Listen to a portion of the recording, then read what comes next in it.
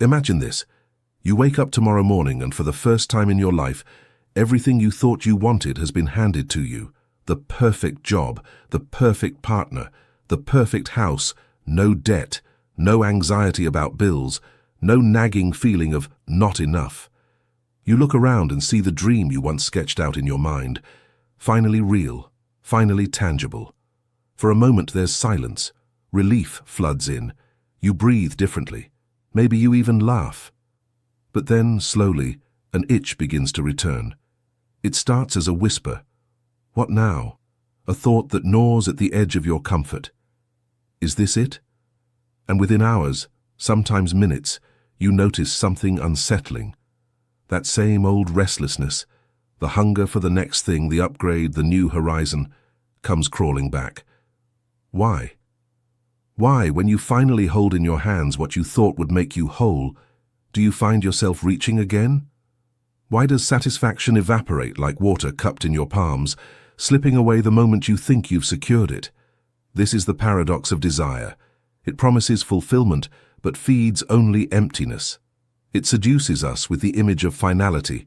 Once you get this, you'll be complete, but always leaves us chasing shadows. Consider this. Empires have been built and destroyed in pursuit of more. Entire economies are fueled by the manipulation of your cravings. Advertising doesn't sell products. It sells dissatisfaction. Social media doesn't give you connection.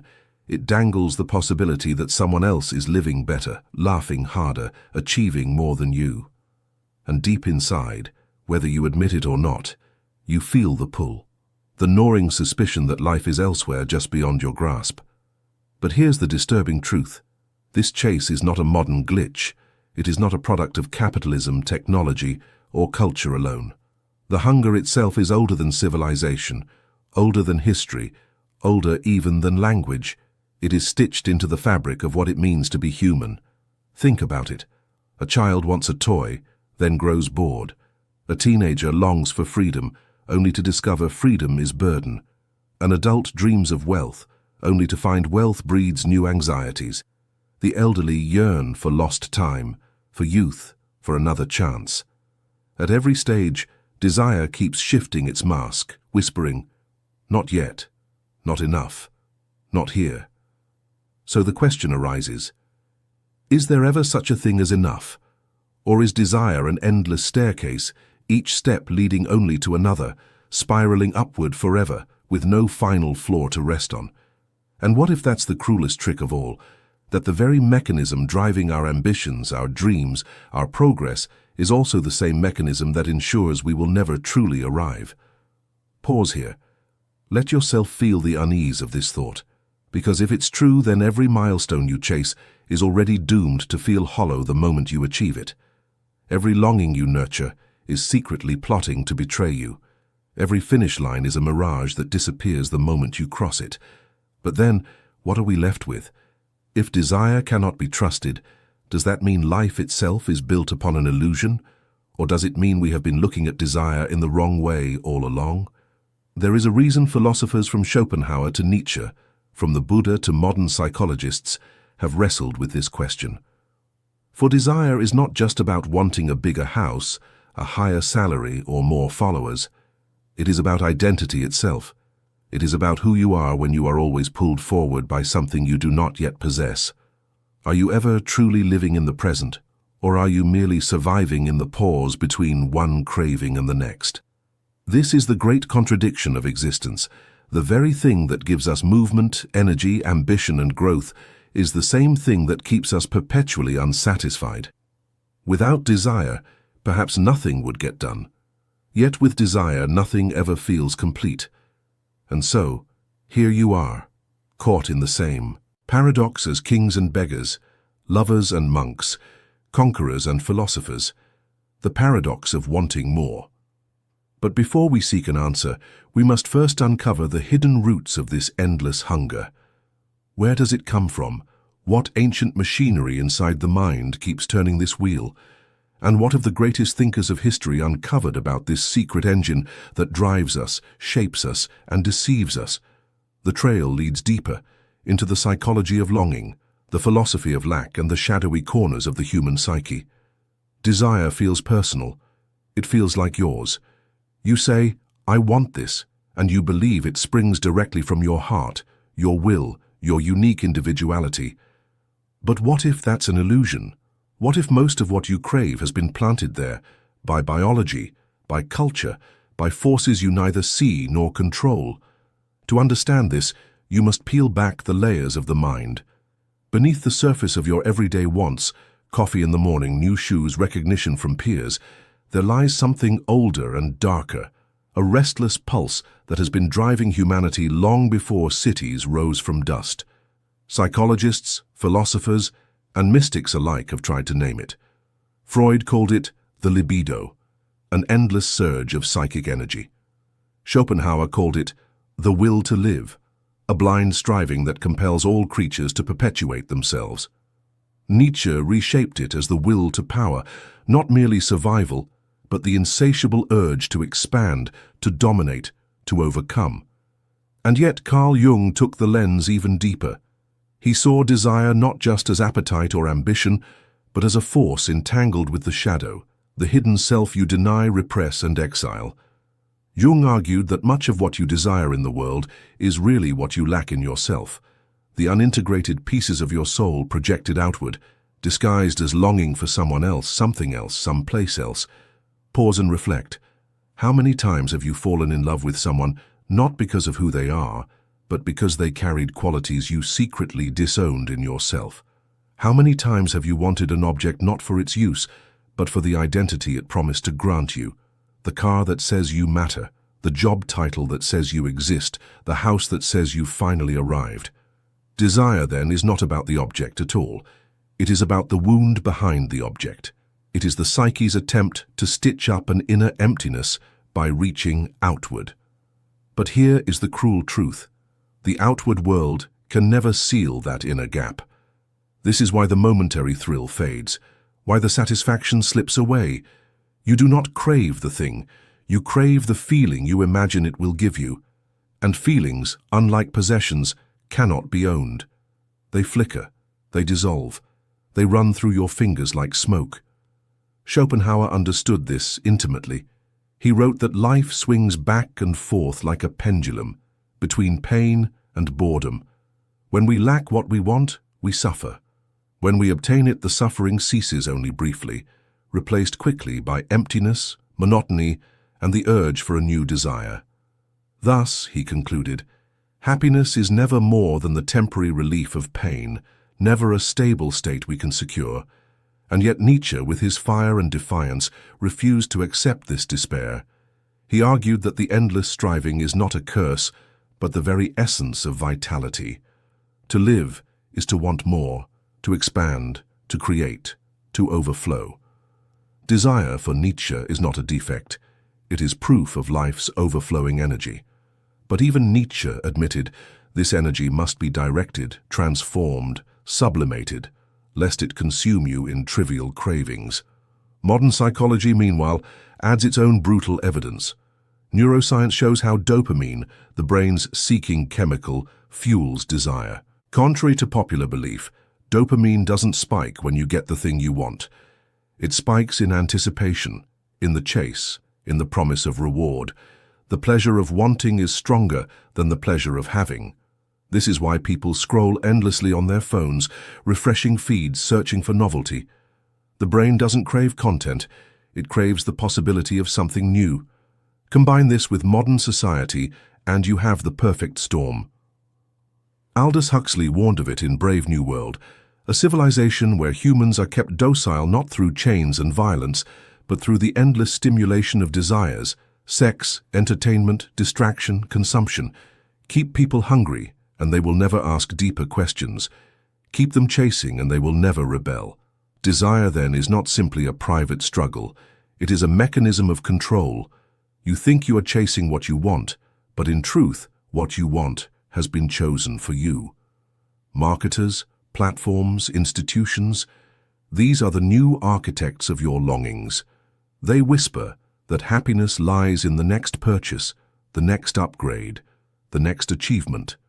And you obey, without ever stopping to wonder. Whose desire is this, really? But the problem runs deeper still. At the root of desire is something more primal than culture, more ancient than manipulation, the terror of emptiness. Jean-Paul Sartre described it as the nothingness at the core of human existence. Unlike animals, we are conscious of our own incompleteness. We know we are not whole. We know we will die. And so, we endlessly attempt to fill the gap, with love, with status, with possessions, with dreams. This is why desire never rests, because the gap never closes. You are haunted by a sense of not enough that no achievement can erase. And society, far from healing this wound, profits by widening it. The system thrives on your discontent because a content human is a dangerous human. So here we arrive at the heart of the hidden problem. Desire is not merely about craving things.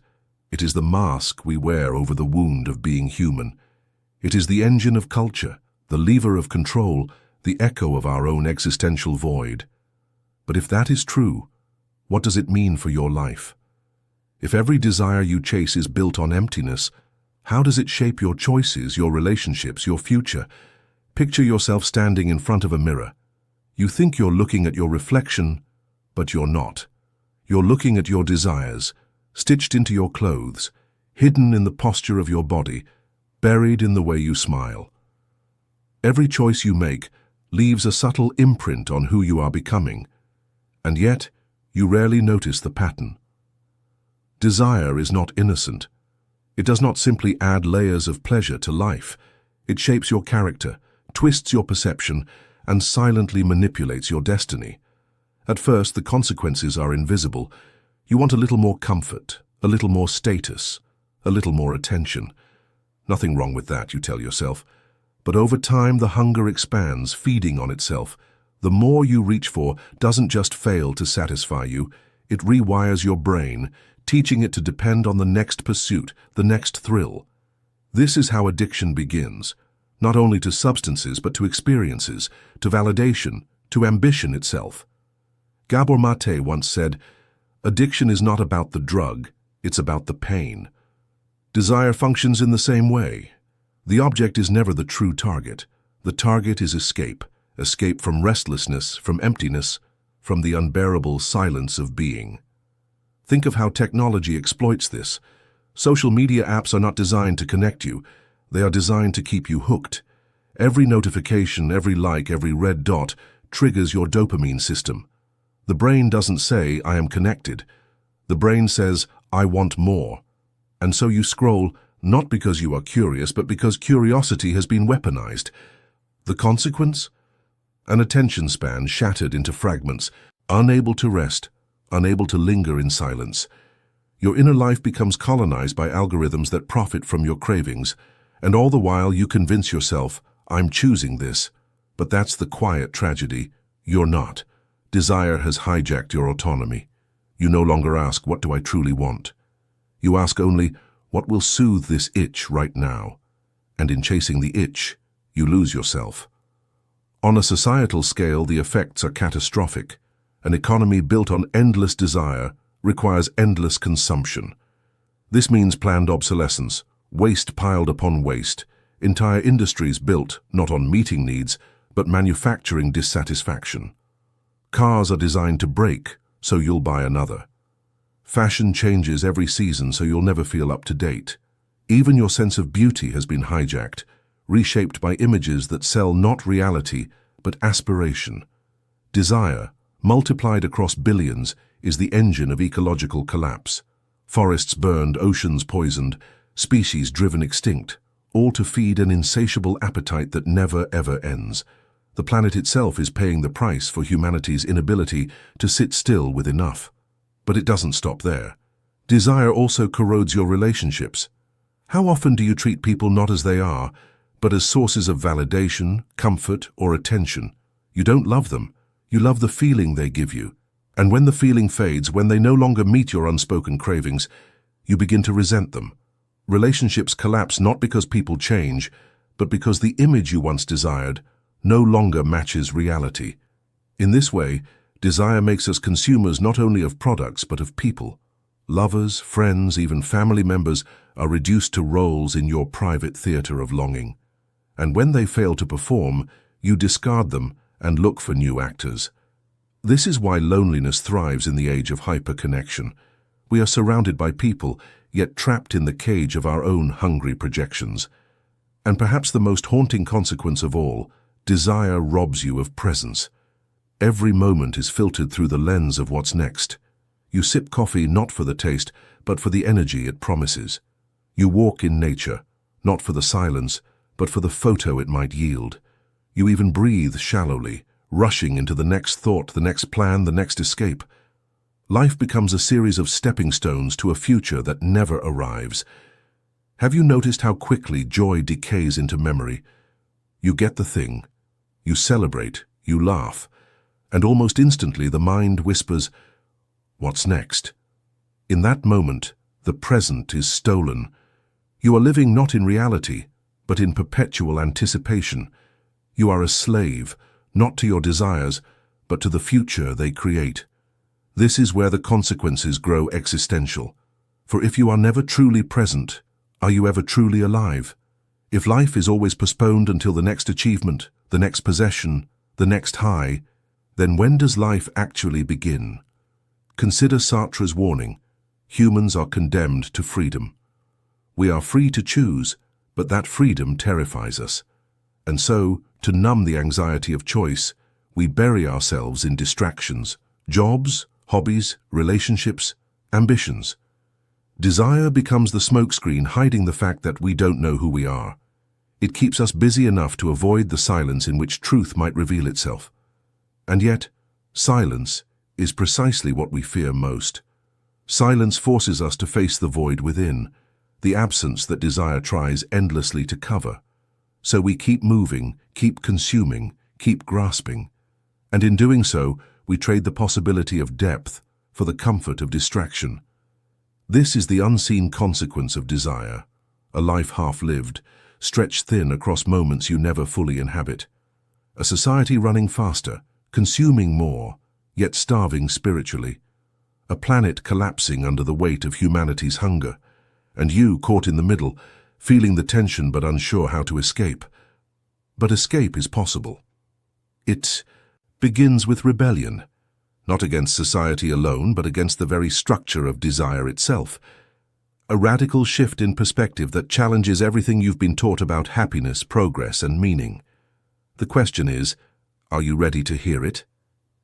Imagine stepping out of a crowded marketplace, voices shouting, merchants pulling at your sleeve, bright banners screaming for your attention. Everywhere you turn, something demands you want it. Now imagine turning your back, walking away from the noise and entering a vast, silent desert. No signs, no sellers, no mirrors, just space. At first it feels terrifying. Without the constant bombardment of desire, who are you? Without the next thing to chase, where do you go? That silence you avoided for so long begins to echo. You feel naked, stripped of the roles you wore, the cravings that defined you. But if you stay long enough, something begins to shift. You realize the noise was not life, it was a distraction from it. Breaking free from the cycle of desire is not about renouncing the world, nor about suppressing your longings. Suppression only makes them stronger. The rebellion begins with seeing desire for what it is, a fire that will consume everything if left untended, but can warm and illuminate when disciplined. Carl Jung once said, "Until you make the unconscious conscious, it will direct your life, and you will call it fate." The first act of rebellion, then, is awareness, naming the desire, seeing its root, asking, why do I want this? What do I believe it will give me? What emptiness am I trying to fill? When you pause in this way, you interrupt the automatic chase. You step out of the reflex, you create a moment of freedom. Consider the Stoics.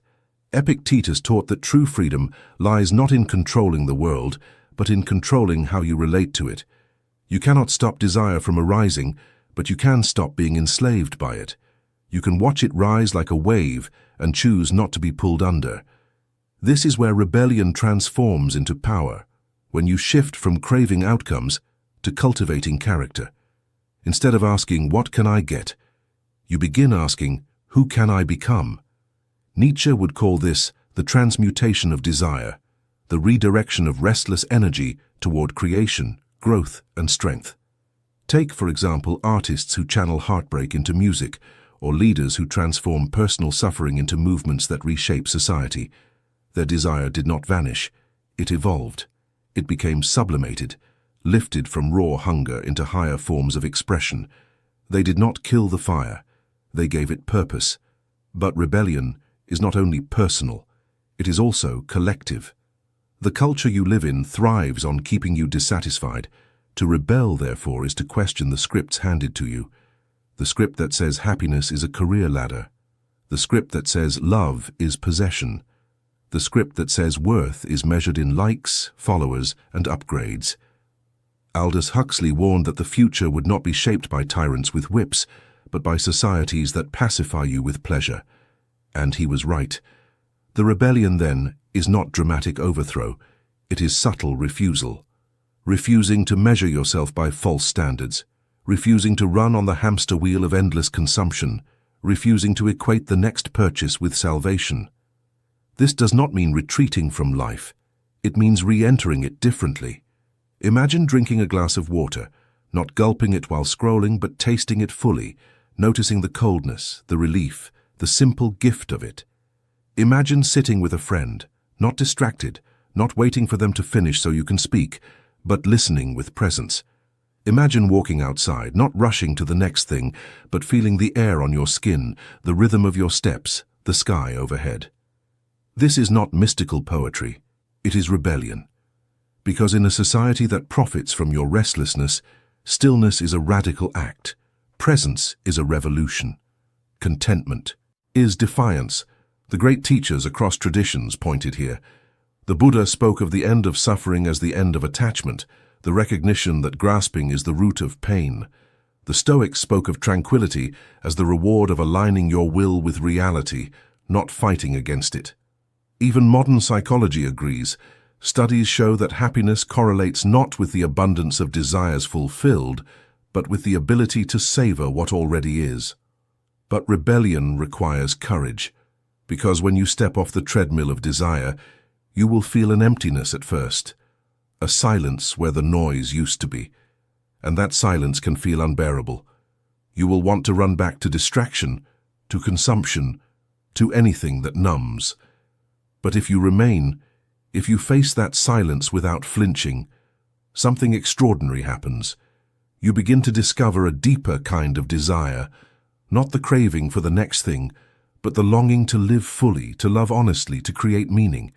A desire not rooted in lack, but in abundance. Not a hunger that devours, but a hunger that gives. This is the true rebellion, not killing desire, but transforming it. No longer a slave to more, you become an author of your own striving. Desire ceases to be a chain and becomes a compass. And yet, there is still one final step. Awareness frees you, rebellion empowers you, but there remains a truth even deeper, one that dissolves the very structure of desire itself. A truth so radical, it does not just change how you live. It changes what you think life is. That truth is where we must now go. Imagine standing at the edge of the ocean at night. The waves rise and crash endlessly, each one chasing the shore only to fall back into the vast, indifferent sea. Watch closely. No wave ever says, "Now I have arrived." No wave resists returning. There is no ultimate possession, no final victory, only the rhythm of coming and going, rising and dissolving. Now, look inward. Is your desire really so different? For thousands of years, humans have tried to solve the riddle of desire by indulging it, denying it, or redirecting it. And yet the hunger persists. Why? Because perhaps the problem was never desire itself. Perhaps the problem was your relationship to it. You have been taught to see desire as a ladder. Climb high enough, collect enough, achieve enough, and you will reach fulfillment. But the truth is starker. There is no top of the ladder. There is no finish line. The very idea of arrival is an illusion. This realization is not meant to depress you, it is meant to liberate you. Because once you stop expecting desire to end, once you stop demanding that fulfillment come from the outside, a shift begins. Think of the Buddha under the Bodhi tree. He did not kill desire, he saw through it. He realized that craving itself, the grasping, the clinging, the insistence that life be different than it is, was the source of suffering. The object of desire was never the issue. The issue was the illusion that it could complete you, and so the ultimate truth emerges: you are not incomplete, you are not lacking. The endless hunger is not a sign of what you're missing, it is a sign of a misunderstanding. You are chasing wholeness in things that cannot give it, forgetting that the wholeness was already there before the chase began. But here's the paradox. Desire doesn't vanish when you see this truth. You still want, you still dream, you still create. The difference is that you no longer confuse desire with salvation. You no longer mistake the wave for the ocean. Imagine eating a meal with this awareness. The taste is richer, but you don't grasp at it. When it ends, you do not mourn. Imagine loving someone with this awareness. You cherish them deeply, but you don't cling, because you no longer demand that they erase your loneliness. Imagine living with this awareness. Desire becomes a song you can dance to, not a chain you must drag. This is what philosophers like Viktor Frankl intuited when he said that man's deepest drive is not pleasure, but meaning. Desire becomes unbearable only when it is rootless, when it chases shadows. But when it is anchored in meaning, when your longing is not to consume but to contribute, not to escape but to create, then desire is no longer a curse. It becomes a force that expands life rather than empties it. Think of the difference. One person spends life running after bigger houses, newer gadgets, endless validation. Another spends life pouring their longing into art, justice, love, truth. Both feel desire, but only one is transformed by it. And here lies the final realization. You cannot escape desire, but you can awaken within it. You can stop letting it use you and start using it as a compass, not a compass pointing outward to possessions and trophies, but inward, to presence, to awareness, to meaning. The waves will never stop coming, but you don't need them to. You are not the wave, you are the ocean. So ask yourself now, when the itch returns, when the hunger whispers more, will you blindly chase it, or will you pause and see it for what it is? Will you remain a servant to the wheel of craving, or will you step outside the cycle and reclaim your place as its master? The choice is yours. But know this, the moment you see desire clearly, the moment you stop demanding that it complete you, the game changes. The wheel still turns, but you are no longer trapped inside it. And perhaps that is the greatest freedom of all, not the end of desire, but the end of being deceived by it.